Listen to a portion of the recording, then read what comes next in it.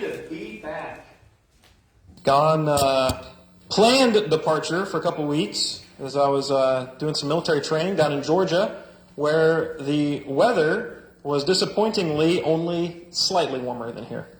The week before I got there, they had a warm front move in, and it was like record highs, like in the 80s. And then just as I get there, I brought the cold air with me, because then they got a cold snap, and it was like in the 40s. I think we had a couple days that the lows were in the 20s, which is, we had snow when I was there for a day. And that is absolutely unheard of for Fort Benning, Georgia. So I had to apologize to everyone down in Georgia for bringing this Iowa cold down with me. The goal was to bring their warmth back, but as you can see, that didn't happen.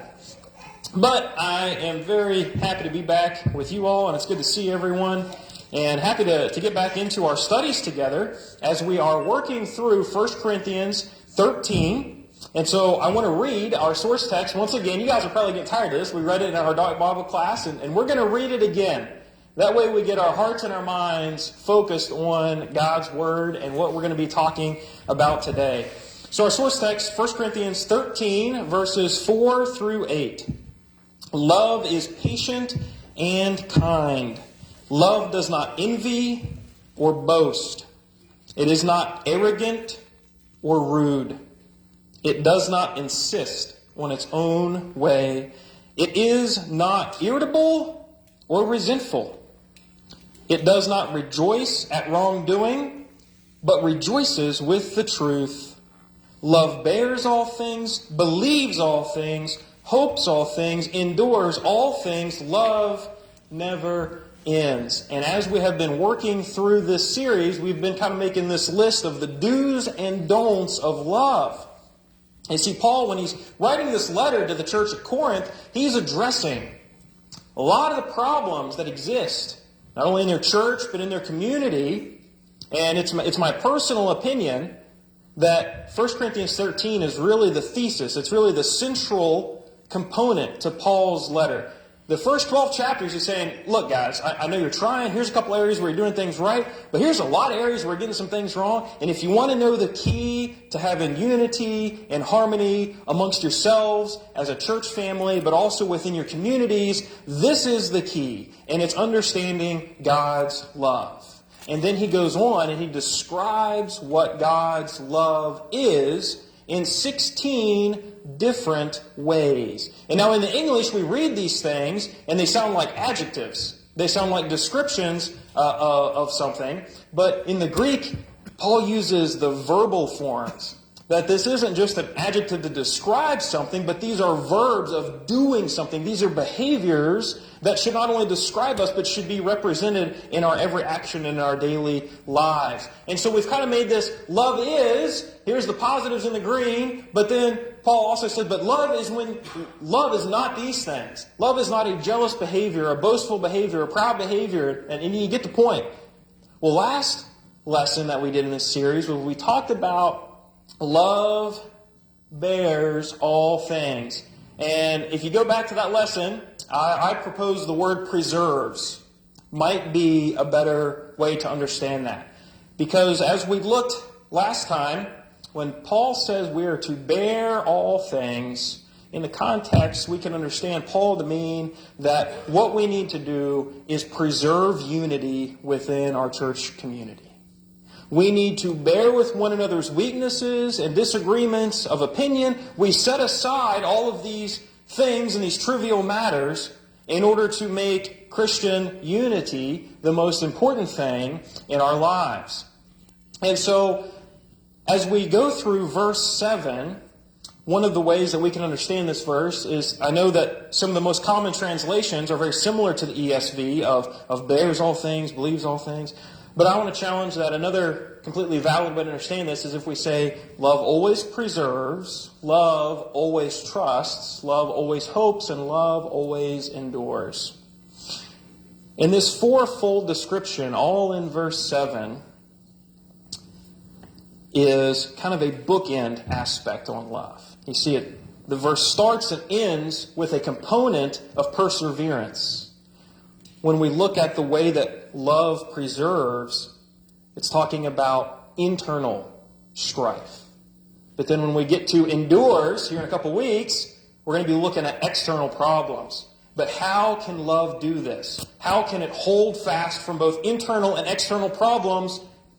And that's where trust and hope come in. These are the fuel that help us to endure hardships and trials. And so today we're going to be talking about the second of these, and that is trust. But as I did the last time, I want to talk about that word always for just a brief second, because this is a passage that a lot of critics will use to claim that Christianity is a gullible religion. See, you're just supposed to believe anything that people tell you, regardless of what the evidence says. But this word, rightly understood, is talking about life circumstances. All right, and so we can understand Paul to be saying here, not that you just believe anything that you ever hear on a whim, kind of like believing, whatever you read on the internet is true. That's not the type of belief he's talking about here. That's not the type of hope he's talking about, this gullible type.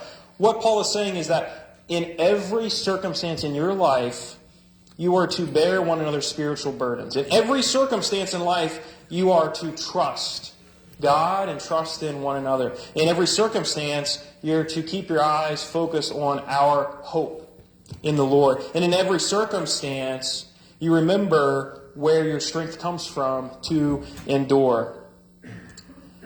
And today, we're going to talk about love believes all things. And Paul's inclusion of belief as an attribute of love posed some challenges to the Corinthians that should challenge us today as well. And so these challenges that would force them and needs to force us to consider is, what is belief? What does Paul mean when he says we are to believe all things? We should consider what we are to believe in. And we need to consider the value that belief holds in our life, in our church family, in our interactions with one another. And so for today's lesson, and you can thank my wife for this, this was originally going to be like a 3-hour-long sermon. She said, why don't we cut this in half? I think an hour and a half is plenty. Some of you are not laughing because you think I'm serious. I'm really trying to keep this at the normal time, so I cut the lesson in half. We're only going to be talking about the first one today.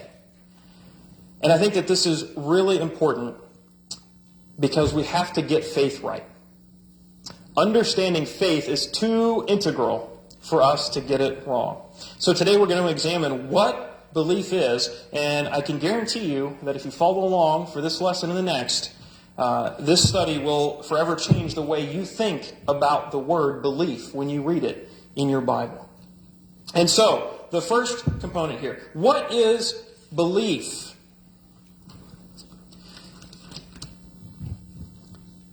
This word is one of the most misunderstood words. Back up. One of the most misunderstood words in the Bible, belief. And it's so misunderstood, and it's used to teach two different false ideologies. First, it's used to teach, as I already mentioned once, that Christianity is just gullible. So you'll hear this from critics of the faith, looking at like atheistic and agnostic crowds, and they'll say, well, Christianity denies science. Christianity denies the truth. Christianity will just believe in anything that sounds good. It's just a fairy tale.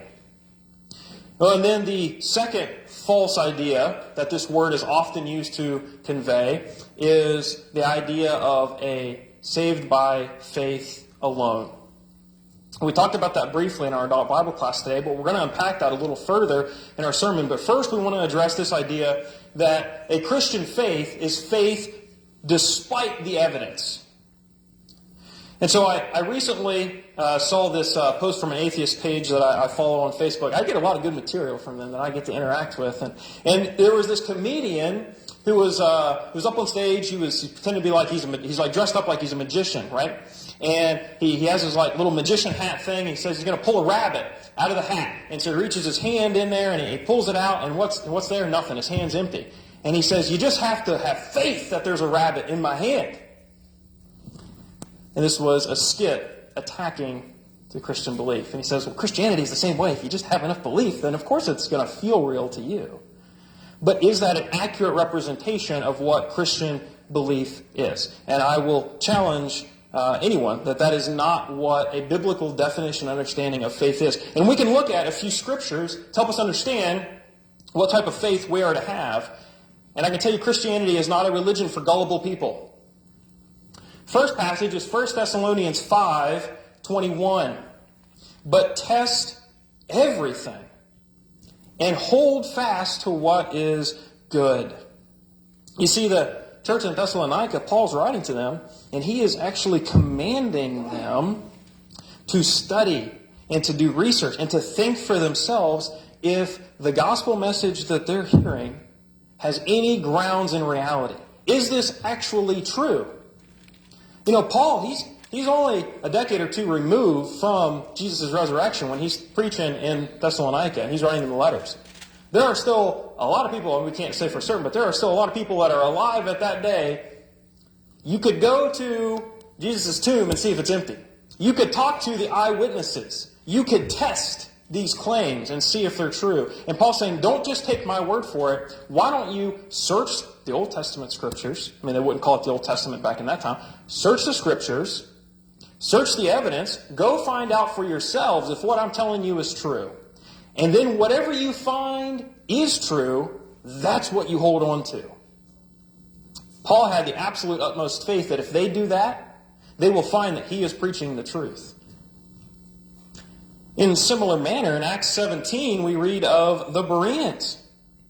Now, these Jews were more noble than those in Thessalonica. They received the word with all eagerness, examining the scriptures daily to see if these things were so. So once again, we have Paul, and he's preaching to the Bereans, a Jewish community, and they were highly praised for not accepting Paul's teaching blindly. Oh, yeah, hey, Paul, that sounds great. I'm just going to go with that. They compared Paul's teachings to a standard, which was what we call the Old Testament. They poured through the scriptures and they looked to see if everything that Paul was teaching about Jesus, if it lined up with the Old Testament prophecies, because they were not going to believe anything that didn't line up with the inspired Word of God. They held to a standard. They were praised for not accepting Paul's teachings on faith alone. Whether it's considering the evidence for God's existence or Jesus' resurrection, or even in matters of church doctrine and how we worship and how we live, the Bible actually commands us to examine the evidence and not accept any of our beliefs blindly, but to challenge it against an objective standard. Another passage, John 8:32.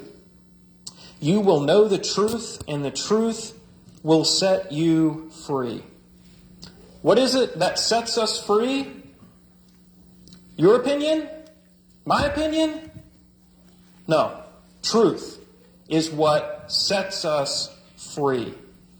Once again, an objective standard is what allows us to live freely. Can you imagine a society in which every single person lived by their own opinions and their own passions and their own desires? Just to imagine that for just a second, what that would look like if you acted on your every impulse, and if other people acted on their every impulse. And think of different government dictators that we've had throughout history that rule their countries just on their whim. And think of the people that, hey, I have this idea that a certain class of people is inferior, so we're going to exterminate them. When we are ruled by our own personal desires, we are slaves to those desires, and it will always result in people harming one another. Societies based on an objective standard are set up for success, not only in a material sense, but it also enables more spiritual investigation and discovery and opportunity and freedom to study and worship. Another one, 2 Corinthians 10:5. I love the wording here. We destroy arguments and every lofty opinion raised against the knowledge of God, and take every thought captive to obey Christ. What do we do with arguments against God? Do we sweep them under the rug? Do we ignore them? Do we say, well, that's just your opinion? No, we are to destroy them based on what? Based on knowledge from God. Once again, appealing to an objective standard.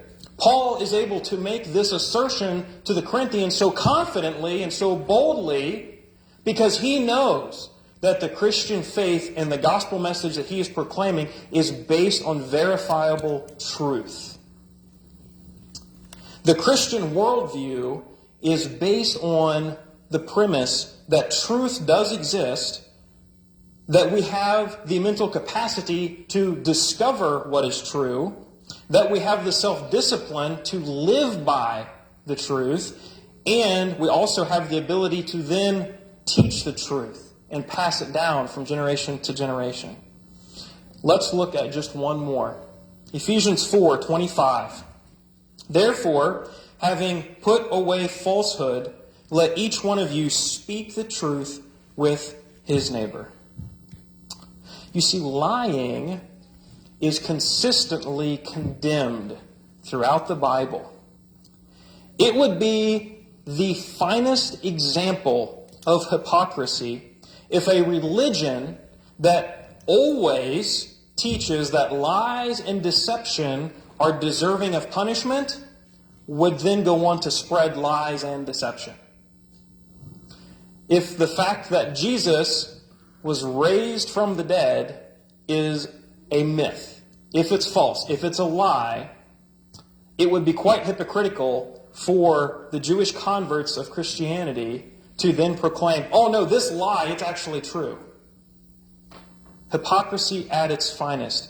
We have a religion that condemns lying, which should challenge us to investigate the truth claims that it makes. So the next time you hear someone make a statement that Christianity is nothing but fairy tales and opinions, you can rightfully state that the Bible supports pursuing the truth. You know who else hates lies and deceptions and myths and fairy tales? God does. God hates those things too. So why don't we sit down and study together and investigate the truth? And when we investigate the truth, there's an amazing thing that happens, not just spiritually, but even in our own physical understanding of the world. I'm listening to an audio book right now called Person of Interest. It's an apologetic book by J. Warner Wallace, and he has a chapter dedicated to Jesus' influence on the physical sciences. And what he found is that every single major scientific field of study, every single one, was started by or significantly altered by someone who believed in God and chose to investigate the world around us because they believed God created an orderly world that could be understood by us, and that by understanding the creation better, we could understand the Creator better. And in this book, he lists over 200 fields as examples. I'm not going to read all of them, but here's just a couple fun ones to think about.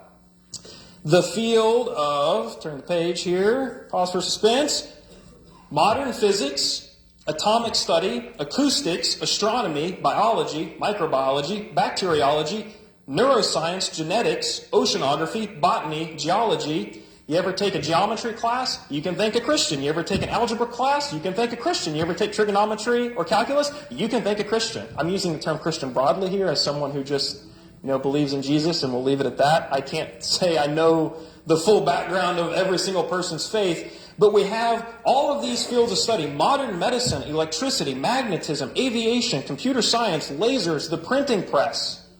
That's just a small sample of the over 200 that are listed in this book of scientific fields of study that were started by believers in God because they thought, well, if God created an orderly world, then we should be able to investigate it and study the truth and be able to learn from it.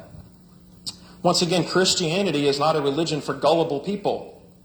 And as this is not a sermon on apologetic evidence, so I'm only throwing this up here as a recommendation for you to check out.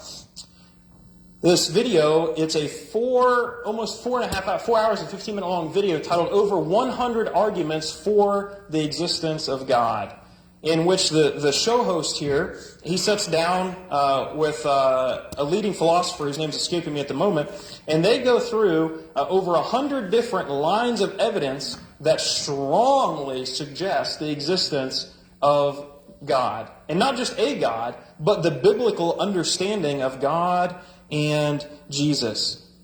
So if you're interested in learning what evidence God has given us in this world to know that He exists and to know that we can trust in Him, I would recommend just looking up this video. It's by Capturing Christianity. I know that the text is kind of small. Capturing Christianity, over 100 arguments for the existence of God. And the point of all this is that the Bible does not teach us to have a blind faith. God has, throughout all time, given sufficient evidence for His people to trust in Him. And next we're going to address the faith alone mindset. And we're going to do that sort of indirectly as we dive in to some Greek here. The verb of pisteo is to consider something true and therefore worthy of one's trust. Possibly the best illustration I've ever heard for this, maybe you've heard it before because it's so commonly used, is of a tightrope walker by the name of Charles Blondin in the 1800s. You see, Charles Blondin, in the mid-1800s, he was a Frenchman who became famous for his ability to walk across a tightrope wire stretched between tall buildings. And so he was asked to come and attempt to do that feat at Niagara Falls. So they stretched this 3-inch wide hemp rope, all the way across Niagara Falls. Now, I know some of you Midwesterners have probably never seen Niagara Falls, but I can tell you it is a massive set of waterfalls. I've been there twice. I love it. But I can't even fathom how somebody could do what he did. And he walked all the way across this tightrope, all the way across the falls. This is a fall to the death. If he slips and falls, there's no surviving that. And then you have the pressure and the wind from the water and the environment. It's extremely dangerous. So then after he crossed the rope and successfully did it and successfully made it across, and this is kind of where some of the news reports get a little dicey. Some of them say it was his manager. Some of them say it was a journalist promoter. But Charles, he turns to one of the members of the audience, we'll say, and he says, "Do you believe that I can cross this rope?" And the member of the audience says, "Well, of course I believe it. I just saw you do it." And then Charles Blondin, he goes over and he picks up a wheelbarrow. And he says, "Then get in the wheelbarrow."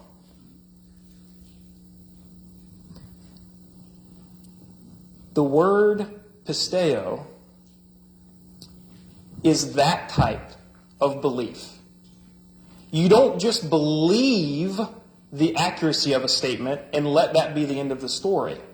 Well, of course, this gentleman believed the tightrope walker could cross because he just saw it happen. The type of belief that this word conveys is the type of belief that is associated with a conviction of the truth. I not only believe that you can cross it, but I believe it to the point I will get in the wheelbarrow and let you cross with me in it. That is the type of life-altering belief that is conveyed by this term.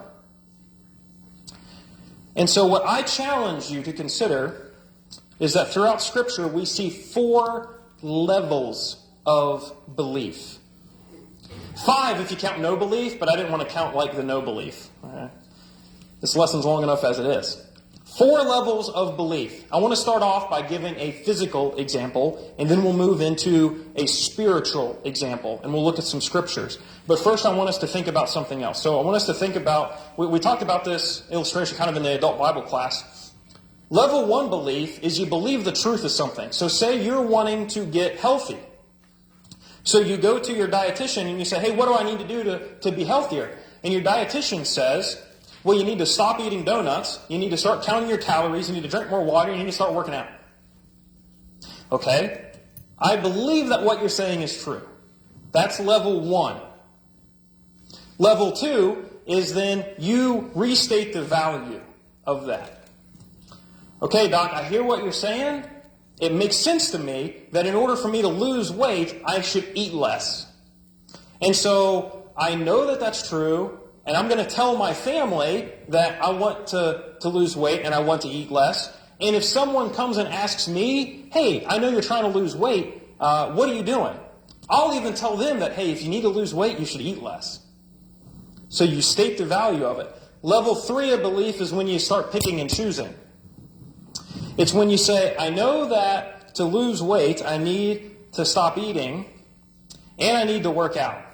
But you know what? I don't know if I can do that all the time, so what I'm going to do is I'll stop having my donuts Monday through Friday, but then on Saturday and Sunday, I'm going to make up for it, and I'm going to eat a dozen donuts each day. I challenge you, you will not lose weight if you do that, because all the gains you made during the week are going to be lost when you binge eat on the weekend. So you picked part of the diet plan to follow, and you only picked a certain time period that you're going to follow it. So you only partially follow it. And then the 4th level of belief, you're all in. You're invested. Hey, Doc, thanks for the fitness program. Thanks for the diet plan.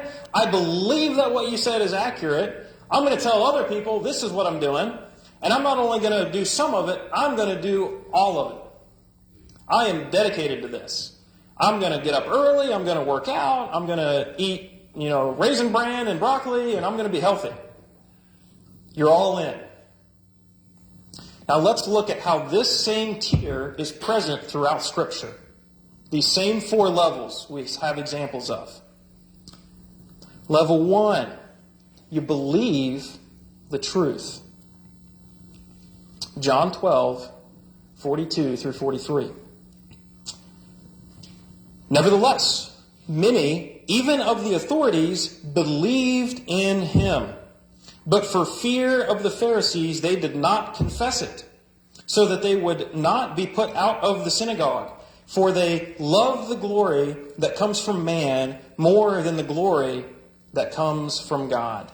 Here we have Jesus is in Jerusalem. It's Passover week. And there's a crowd gathered. And what's interesting is that John even makes the point of saying there were Greeks in the audience. There were Gentiles. There were non-Jews who wanted to come out and hear Jesus preach. And so in this audience of Jews and Gentiles alike, we see that there were some authority figures. I think the implication here is that there were some Roman government officials. That's a personal opinion. We don't know for sure, but that's my personal opinion. We have some legal officials, some authorities here. They believe in Jesus' message. But what they're more concerned with is not the truth that Jesus proclaims, but what the perspective of the peers are around them. They caved into peer pressure. I believe what Jesus says is true, but if I say that out loud, and if I start changing my ways to live by it, well, people might make fun of me. The Pharisees, they might kick me out of the synagogue, and they won't let me come back to study more and to learn from the Pharisees. The people in the crowd, they believed in Jesus, but their belief did not save them. Level 2, you have belief and you have confession. Matthew chapter 8, verse 29. This is where Jesus is casting out demons, the demons famously known as legion. And behold, they cried out, "What have you to do with us, O Son of God? Have you come here to torment us before the time?" What that sounds like to me is that demons believe that Jesus is the Son of God. They confess his identity before a crowd of people. And they even acknowledge Jesus as the sovereign Lord and judge over their eternal destination. They believe it and they confess it, but what are they not willing to do? Submit to his teachings, to submit to the will of God. We know in James, he even talks about this when he says, "You believe, you do well, even the demons believe in God." Level 3 is when we see partial obedience. Matthew 7, 21 through 23. "Not everyone who says to me, 'Lord, Lord,' will enter the kingdom of heaven, but the one who does the will of my Father who is in heaven.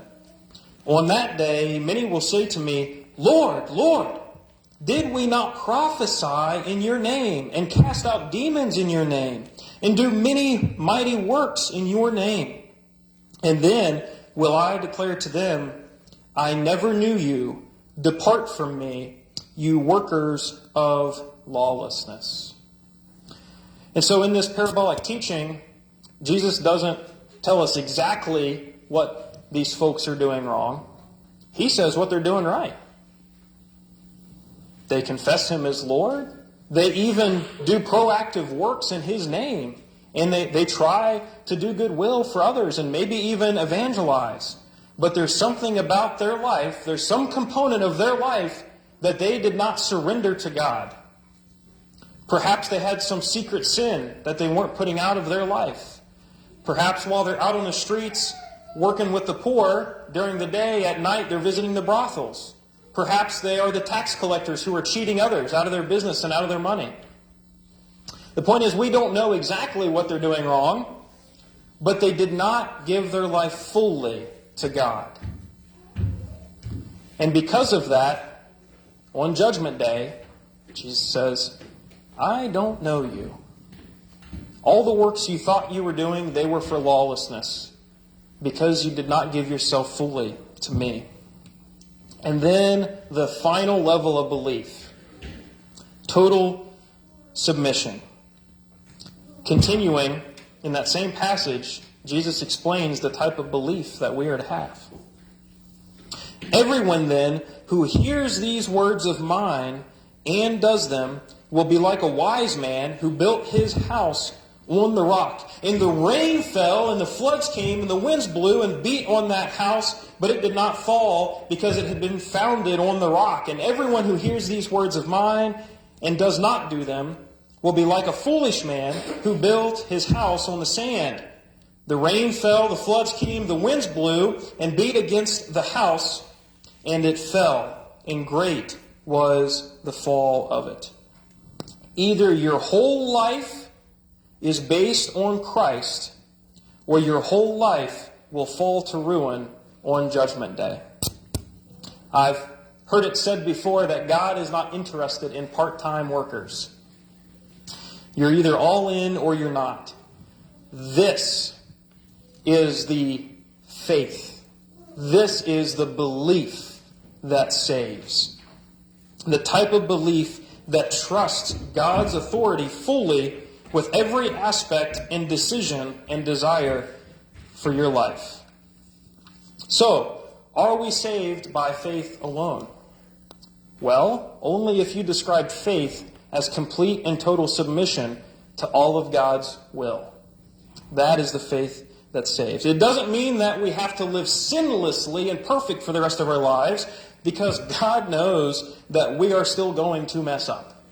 God knows we're still going to sin no matter how hard we try. We're still going to have those days when we slip up. A saving faith is one that will continually work toward repentance and strives to live better for God every single day and trusts that He does forgive us when we mess up. You see, part of our problem today in Western society is that we have an authority problem. We don't like to be told what to do. We definitely don't like to be told no. And we want to live freely. And even in our faith, too often, we want to accept God, and we want God to accept us on our own terms instead of on His terms.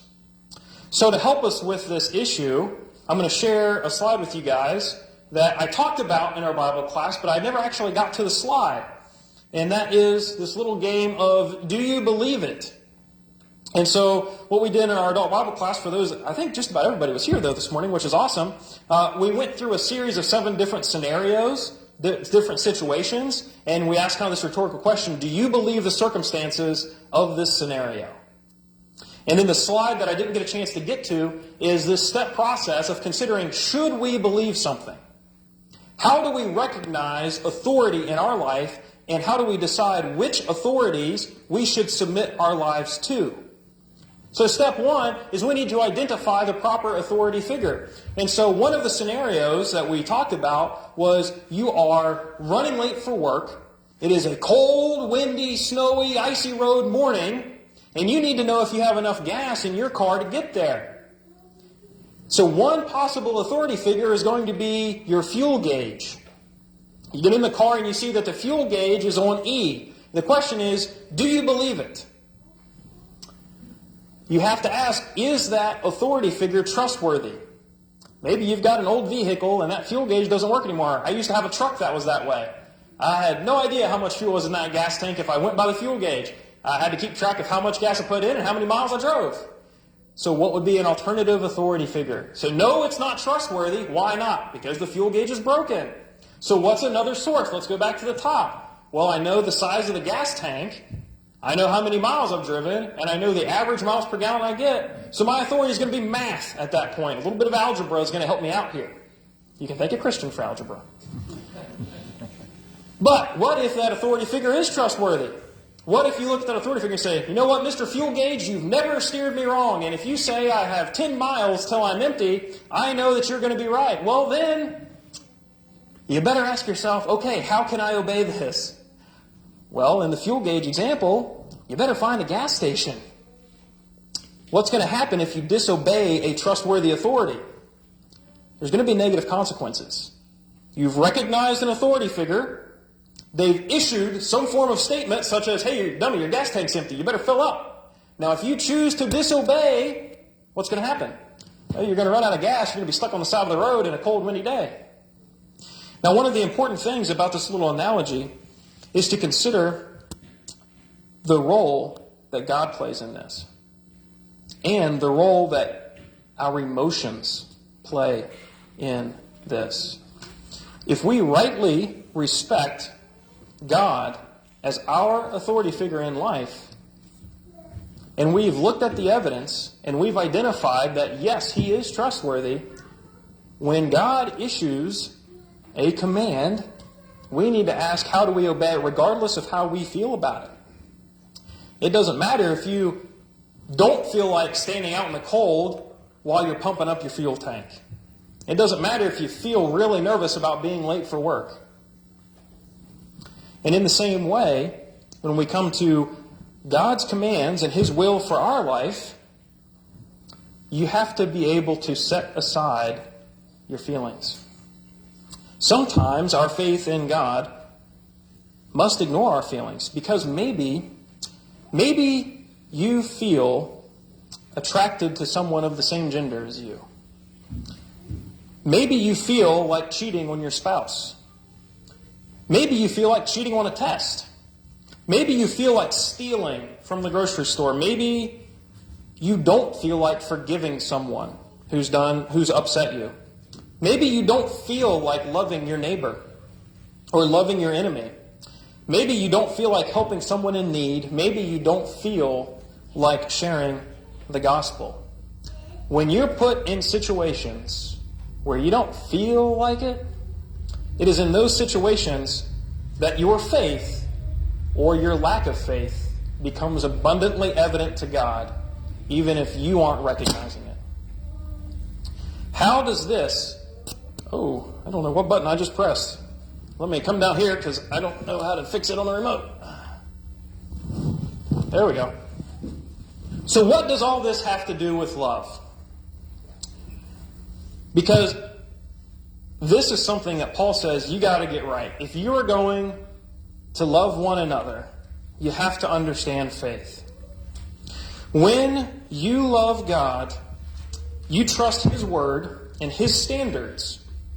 You trust that they are what is best in your life, regardless of your feelings about it. Because when you feel apathetic in your faith, when you feel anxious over life stresses and angry at a brother, when you feel betrayed by a friend or bitter towards life, maybe you feel broken by the loss of a loved one, leaving you feeling homeless and heartbroken and hopeless. Maybe you feel lost with no place to go, lonely with no one to turn to, and unloved by those who should love you the most. And when you feel like it can't get any worse, temptation starts creeping in, leaving you tormented by your desires and tired of the conflict between your heart and your soul, feeling sorrowful for your own mistakes scared of the future they might bring, and most of all, feeling sinful and ashamed. And it is in those moments you have to ask, will I love God? Because He loves you, and you can trust in Him. And that is where we're going to conclude for today's lesson. Will you love God? In all circumstances, love trusts. Will you trust in God today with your life? It is a tradition here that we always close with an invitation. And the reason we do that is that we don't want anyone here today to leave this building without having the opportunity to get support from the church. Because we don't know what's going on in your lives. I don't know what's going on in your lives. If you have something in your life right now that is really getting you down, that is really struggling and testing your soul and your spirit and your faith, and you need the support of the church and you need our prayers, you need our help in any way, please let us know. If you haven't fully trusted in God through baptism, through repentance, we can help you with that too. So if there's anyone here this morning that has any needs, we ask that you would let them be known as together we stand and sing.